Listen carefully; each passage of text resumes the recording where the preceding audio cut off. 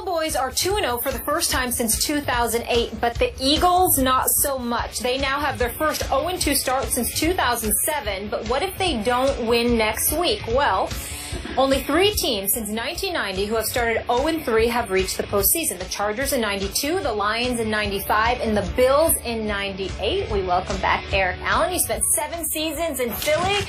Eric, help us out here.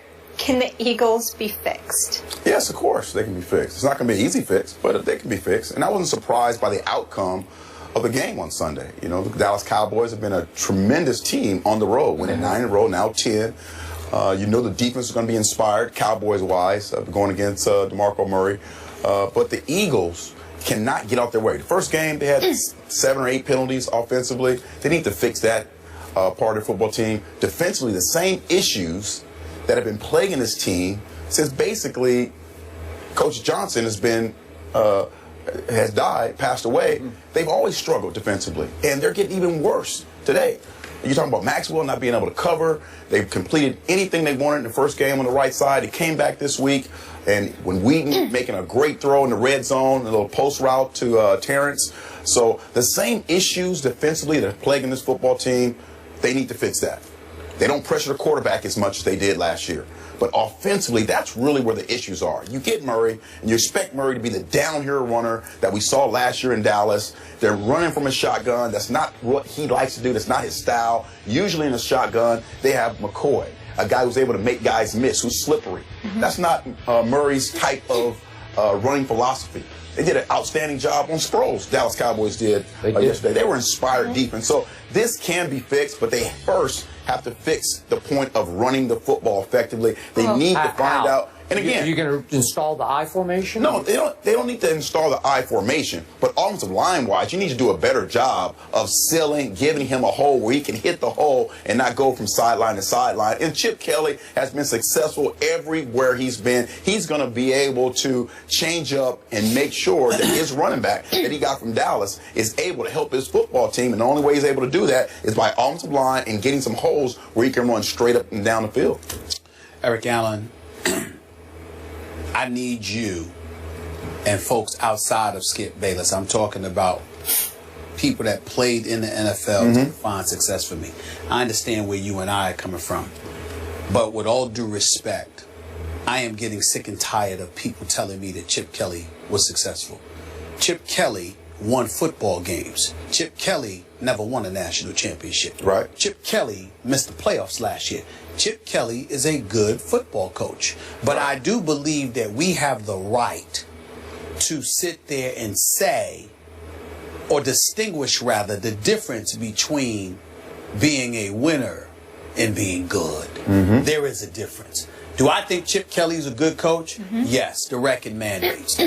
Even though they didn't make the playoffs last year, even though they lost 3 of their last 4 regular season games, and they now have lost 5 of their last 6 regular season games when you consider the fact that they're 0-2 right now.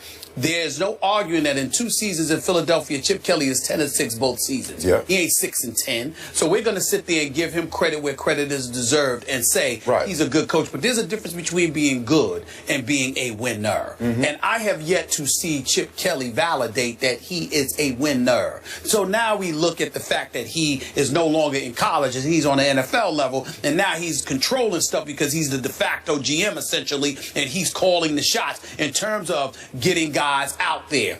Well, or getting guys on your squad. You brought Byron Maxwell into the mix. Paid him over $60 million. I remember you, Eric. I know you could play. And I know you know when somebody is a bit overrated at that cornerback spot. For sure. Can I get an amen on Byron Maxwell? Oh, you can. Say it. Say it with me. Say amen. Amen. There we go. Because he is struggling just like the rest of the corners. All right. So I understand that, but I'm not going to get on Walter Thurman III and other cats. They weren't paid $60 million. Right. And he was. The Saints actually playing pretty good. That's right. Now you got to escape the problem with your inside linebacker spot. Kiko Alonso, fresh off of 2 ACL injuries. You decided to bring him in Philadelphia. He had that left knee bothering him in training camp. You put him out there anyway, he injured again. Mikael Kendricks, he's now out. He's got a problem. He's your inside linebacker. Okay, let's switch to the offensive side. That's just defense. That's just defense. Who's been struggling for a couple years. Who's been struggling for a couple of years now. Yeah. Couple of years now. Not Right. 2 months, 2 years. Yeah. So we're going to get that out the way. Now we go to the offensive side of the ball. Evan Mathis is gone because you want to rescind an offer that you made to him to pump up the back end of his contract. You sit there and say, we want to rely on this offensive line. Backups and Gardner and Barbary and these boys, you relying on them. You can't block. Okay, you got a north-south runner. You asking to run east and west. I'm looking at the Eagles' offense, and you know what I see? What do you see? Softies. Softies. That's right. I said it. I ain't talking about DeMarco Murray. I'm talking about a relatively soft offense. I'm not talking about Sproles. Right. I'm not talking about DeMarco Murray. I'm talking about cumulatively. I'm talking about a unit. This is what I'm talking about. I'm not calling them soft. Jordan Matthews can ball. Yes. He's an elite number 2. Yeah. Just a little bit shy of being number 1. He need another year or so. All right? Don't talk to me about Riley Cooper. Damn it, he need to be on the offensive line because all he does is block. Right. Remember? That's the first time we learned that the criteria for the wide receiver was blocking instead of catching passes. Remember, we didn't know that until Chip Kelly came along, okay? So I'm just looking at these guys, Aguilar and these boys, they got to prove something. They do. First 2 weeks, the Eagles, last point, Eagles were scoreless in 5 of the first 8 quarters of this season with that high-powered offense. You know why? Atlanta punched them in the mouth in the first half. The Cowboys punched them in the mouth in the first 3 quarters. You're talking high powered. They're not high powered anymore. That's where we need to. I agree with that. They lost their explosiveness. Okay, 2 years ago, Deshaun Jackson, the guy who can break the top off, he was too small, too whatever for you in the locker room. I get that, Eric. They need to find a way to get back to running the football. I want to bring Skip in here. I want to bring Skip in here. All I'm saying is this. For the first 2 quarters against Atlanta and the first 3 quarters against Dallas, they weren't just held scoreless. They got punched in the face. Yeah. That's all I'm saying. That's what I mean. So somebody punches you in the face and you don't respond, that's usually the definition of soft. Now, I could be wrong, Skip, but all I know is whatever hood you want to pick, white, Hispanic, black, whatever, what's known as soft is when somebody punches you in your face or in your mouth and you have no response. That is what the Eagles have been for 5 quarters. Check those that penalties. Is a fact. Check those penalties. Yeah, too many daggone penalties. Yeah. All I'm saying to you is Philadelphia Eagles. When you're trying to punch somebody in the mouth and someone's holding you back, okay, that's penalties. I'm holding them back. All right. You can say that. Go ahead, Skip. All right. Go ahead. Hold that thought, Skip. We don't want to cut you off, and we need to take a break, so we will revisit your side when we return here on First Take. Keep it here. Skip knows softies. I'm with Eric on this one. Now, I can't fix how good Sam Bradford is because I never liked him from the start before that first draft. Watched him at University of Oklahoma every snap, never loved him. Bad idea to take him number 1. I'm not sure the running game is fixable, but it can still be decent. And I think Philly can still be pretty good. Even though I'll be the first to admit I raved about them through the preseason because they were sensational for all 4 games. Yeah. And I slightly overrated what that meant to this. But I must say, you brought up the second half at Atlanta. I saw the preseason Eagles in the second half at Atlanta. Right. I saw them just rock and roll up and down the field, and they came from 20-3 down at halftime. And if Parkey had made that, what was it, like a 44-yard field goal, they win the game. I'm pretty sure we're talking about the 1-1 Eagles. And in a way, because you got Philly roots, you tend to overreact a little bit like Philly fans overreact, especially after Dallas does that to you. Yeah.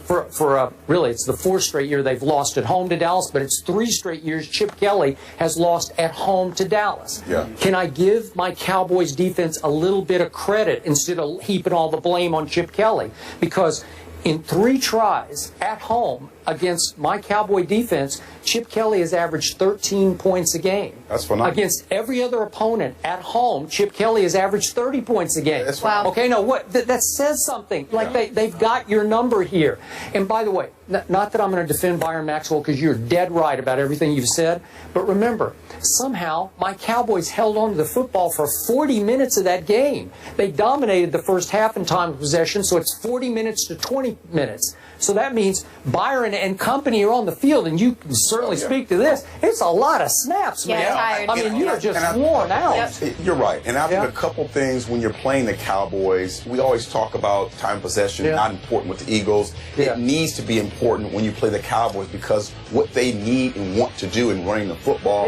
And the running game needs to be fixed more like the Patriots when they run LeGarrette Blount. That's the adjustment that Chip Kelly needs to make with the running game as far as DeMarco Murray is concerned. And I agree with you. I think the Cowboys don't get enough credit or didn't get enough credit of doing a good job. Now, I knew they were going to do a good job against Murray because, you know what, you're pumped up, you're excited about playing, that guy, even the punter. And I don't think he's the sideline. But the job they did against Sproles was spectacular. It was pretty good. Sproles has been successful in any type of situation. They did an outstanding job against Sproles. So I think LeGarrette Blount more for the Eagles running game and then defensively, they need to pressure the quarterback more.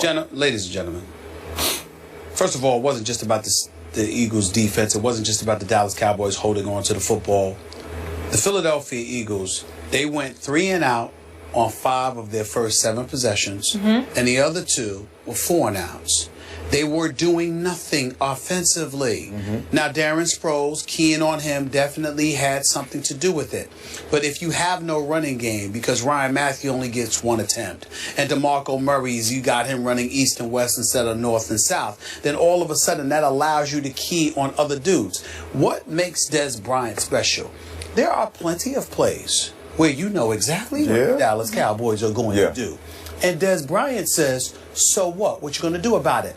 I'm with Joe Montana last week again.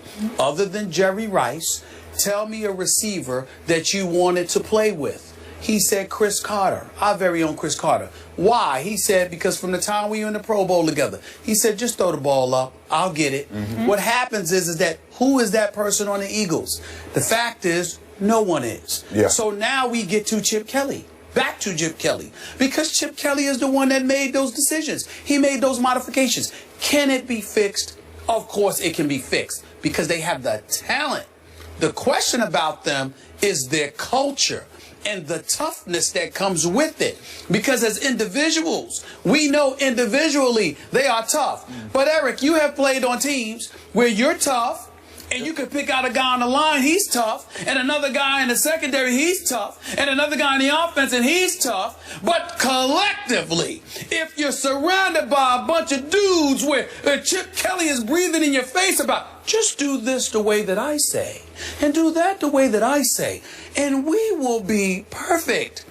That ain't the man's game that we are accustomed to see. So how did Chip Kelly, what was his first 2 years record? 10-6, 10-6? Right. And then last year they got to 9-3, if I remember, before they cratered? That's right. How did they do that? You also have to remember, because we all know that the man knows football and he can coach. Nobody's saying otherwise. The problem is that those were with other players. He got rid of 9 different dudes, all contributing for other teams right now. He has changed the culture of this team. The guys you're talking about who will be able to make a play even when the play looks like those guys are gone. John McCoy, they're a guy who can make something out of nothing. They're not tough guys. They're just talented guys.